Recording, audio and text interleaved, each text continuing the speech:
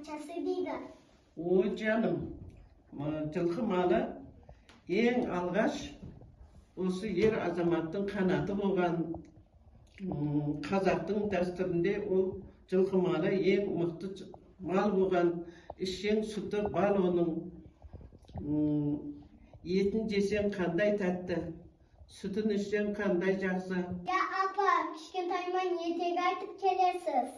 Жылқының жақсы жақтан құлағыма құйып бересіз. Жылқы атасы қамбар ата. Жылқы малы мінсе көлік, ішсе сусын, жесе ет. Қандай керек? Сен атқа мінсең ертең таққа мінетін әдеме жігіт бол жаным. Алпамыс батырдың Байшұбат атын білемін. Етістік батырдың Шайқұйық атын білемін. Мен де өскенде батыр боламын. Менің де жылқым сұлу, тебез. Ой құлыным, бар батырдың сен аттарын біліпсің.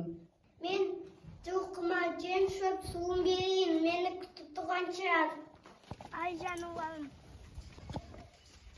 суны іше ғой. Алатаудай жылқыны өсіріп келесің. Сен де үлкен азамат бол. Ат құлағында ойнайтын азамат бол. Мықты жігіт бол. Ке, інім, атқа отырған.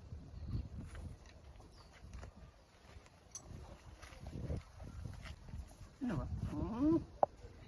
Gel kardeşim. Жағынан ұстап ал. Құлыным, бүгін мінекей атқа міндің, келешекте таққа мін. Аумин. Айсұлтан, сен жылқыны жақсы көресің. Сұлу аттың көркі жал.